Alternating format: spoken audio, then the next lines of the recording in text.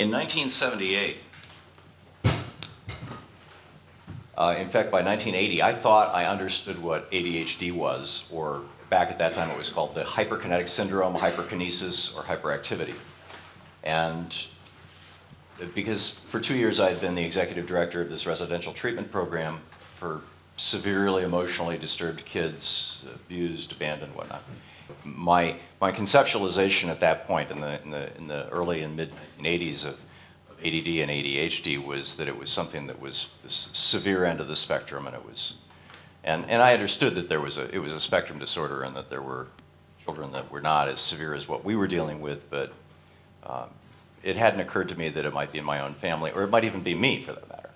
And so we took our son to a local educational testing specialist, and I said, you know, run him through all the tests. Let's figure out what's going on with him. Let's do an IQ test. Let's do the MMPI. Let's do, you know, whatever you've got. I just want to know what's the problem, or what's the condition, or what's the circumstance. And Louise and I left him there for most of the morning, and we came back around lunchtime, and this very well-intentioned fellow, keep in mind the state of the art, this was 20 years ago, more or less, a very well-intentioned fellow brought our son out and sat him down with Louise and I. And I should preface this by saying that our son is brilliant in many regards, and particularly in science. It was his love, but the biological sciences. He had all these cichlids, these particular type of fish that he was breeding, and he actually had even bred one that was so unique that he got a journal to name it after him, you know, in the Latin name. I mean, he was quite competent in these areas. So anyway, this fellow brought him out, sat him down, and said to him in front of Louise and I, well, young man, you have a brain disorder, and which is a great way to start, right? And then he proceeded to explain, you know, ADHD. You know, he said it's characterized by easily being distractible, that by being highly impulsive, you know, distractibility, noticing everything around you, impulsive, making quick decisions, and high levels, a need for high levels of risk, or a need for high levels of stimulation. And then he said words to the effect of, children like this very often end up in jail, and they very often, in fact, virtually always don't succeed in college.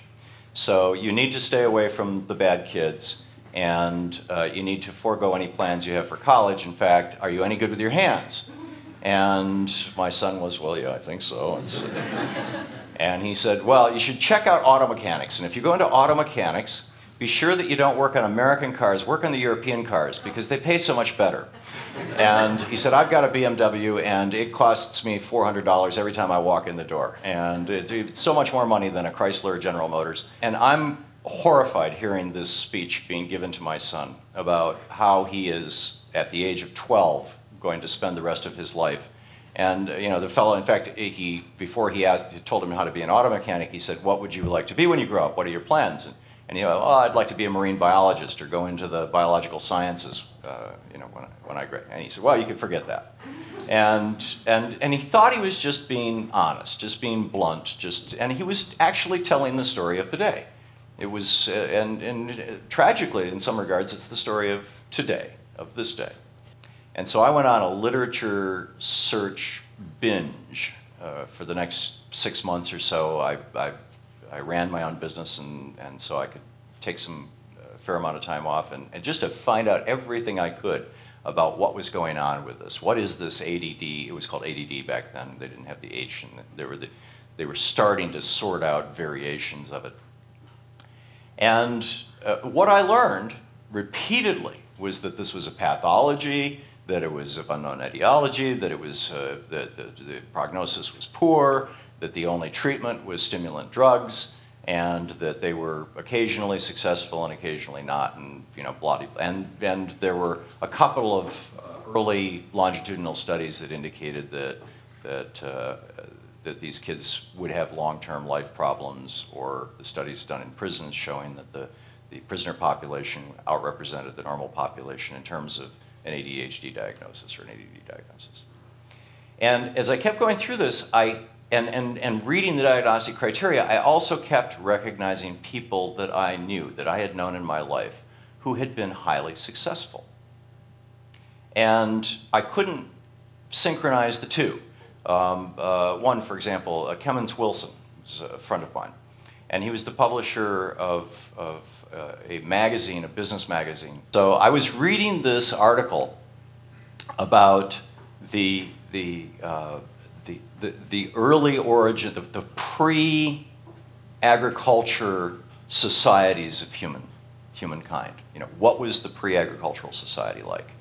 And when did the transition to agriculture happen, and what was the nature of that transition to agriculture, and what different changes did we see, not just in our society, but in the behaviors associated with being a member of that society. In a hunting-gathering society, these three behaviors in particular, and many of the others associated with it, would be highly adaptive. As I was drifting off to sleep, I was imagining myself, okay, it's 15, 20,000 years ago, and both my father's parents are Norwegian immigrants to the United States. So I'm in Norway, and I'm hunting for the reindeer and whatever, and if I'm highly focused on the path, I might not notice the animal going by, right? You know, or if I'm walking through a forest and I'm focused on tracking this rabbit, I might not see the bear that's about to get me. I mean, I'd have to be constantly scanning my environment, just continually aware of everything. And in a classroom, we call that distractibility. You know, the teacher's talking, the kid's noticing the bug walking across the hall, across the ceiling. He's noticing what the other children are doing. He's noticing the fellow outside mowing the lawn. And then, you know, and he's trying to multitask, but the teacher is saying, no, focus here, please. And, oh, this must be distractibility. So I thought, okay, that would be an asset. Impulsivity, making quick decisions. Well, if you're chasing a rabbit through the forest and a deer runs by, you don't have time to pull out a pad and a pen and say, well, let's do a risk-benefit analysis. Let's see, deer, rabbit. Deer, more meat, yes. Rabbit, easier to catch, less meat, higher probability. By that time, of course, the rabbit's gone. One of the things that I continually hear is, I had done the action before I knew I'd made the decision, right? You know, see the rabbit, pull the arrow, off it goes, and then you realize that there was a thinking process. Behavior precedes cognition. Behavior preceding cognition is the dictionary definition of impulsivity. And yet this would be highly adaptive behavior in a hunting-gathering society. And then the third behavior was a need for high levels of arousal, a need for high levels of stimulation. Now, in a hunting-gathering society, there are not only opportunities out there called food, there are also dangers, things that want to make you their food. And so in a hunting-gathering society, a person who wakes up in the morning and says, you know what sounds like fun? What sounds like fun is to go out there where there's things that want to eat me as much as I want to eat them and get lunch. Right? That kind of person would be highly adapted. They would be propelled out of the cave in the morning by the challenge, or out of the whatever it may be, tent or hut, or whereas 10,000 years later, or during the post-agricultural revolution in a time of agriculture, things were completely different. As agriculture came along, we needed a different skill set. Because in agriculture, there was no more danger. We fenced off the territory. Here, this is my farm now. I'm putting up fences. The deer are not coming. So the need for high levels of arousal and stimulation, to work backwards from the three, the need for high levels of stimulation and arousal, in fact, not only would no longer be an asset, it would be a liability. Because that person who needs those high levels of stimulation, after a few years or a few months or maybe even a few weeks of playing farmer, let's pick the bugs off the plants all day long, would say, this is boring. I'm out of here. So anyhow, first of all, that need for stimulation in an agricultural society, in a post-hunting-gathering society, in an agricultural society or a post-agricultural society, an industrial society, where instead of picking bugs off plants or putting rice plants in all day long, we're now putting screws on bolts all day long. That that need for stimulation, we'd have the reverse. The same thing with impulsivity. There has to be a very careful thought process. On the farmer's side, a farmer could not be impulsive. A farmer couldn't say, you know, we've grown wheat for 30 generations. This is boring. Let's plant that weed right there. That looks pretty. And see what happens. And it turns out that weed's not edible. I mean, farmers have to make decisions at least a season in advance. And that's a long time for somebody with ADHD. I mean, a day is a long time. An hour can be a long time.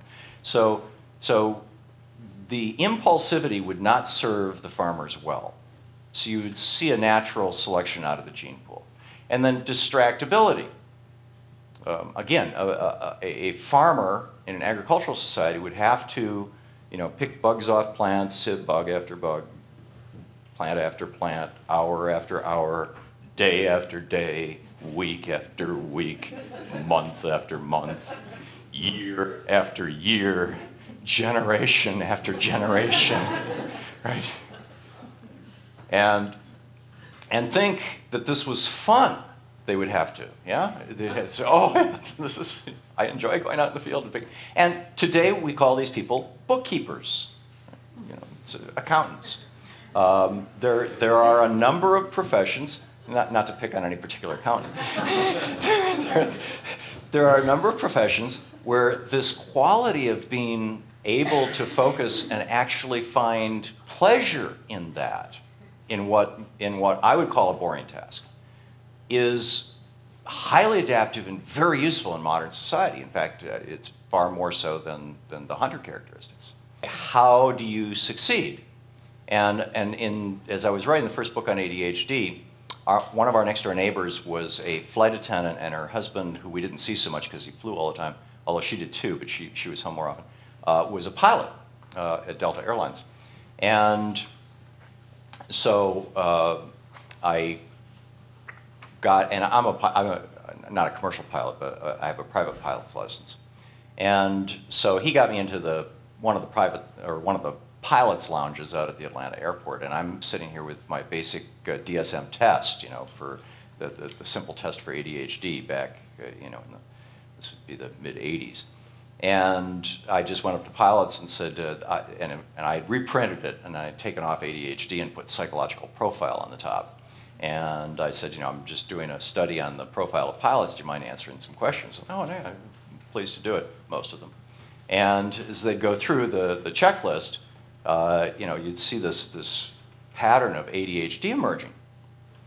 And so often I would have pilots describe to me the life of a pilot being hours and hours and hours of sheer boredom, punctuated by moments of sheer terror. And when they said sheer terror, they would always smile. You know? It's like, oh, that's what you live for. And it was quite remarkable. I was giving this talk once a couple of years ago, and a fellow stood up in the back of the room and interrupted me. And I said, yes. And he said, I'm a pilot for Delta Airlines. And I thought, oh, no, you know, I'm going to be sued for libel or something. I should never. And he said, and I have ADHD. I said, really?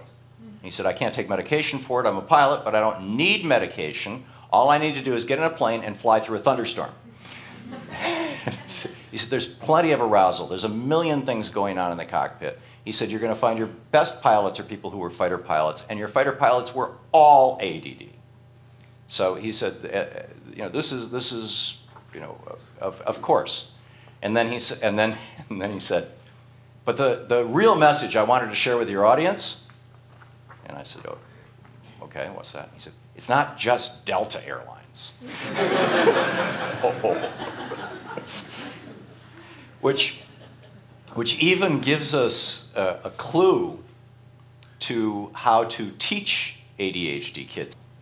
So when I first laid this out, I wrote this book back in 1990, 91. I published it in 92, as I recall, called, the original title that I'd submitted to the publisher was Hunter in a Farmer's World. But publishers are famously irascible, and so he changed it to ADD, A Different Perception, which I thought was a dreadfully boring title. But he was a good hunter, or a good farmer rather, and he thought, well, that'll be fine. So I still think, we should change the title. It's only been, what, 21 years. But it laid out this hunter and a farmer's theory, and a farmer's world theory. And immediately the blowback came because two things happened. The first was an enormous number of parents. As most of you as clinicians know, if you have an ADHD kid, odds are fairly high you have an ADHD parent, at least one, or something close to it. And a lot of parents read this book, which I had actually written to my son as much as anything else, read this book, and in this book they saw themselves. And they saw their kids, of course. And the primary message of the book was, you are not disordered.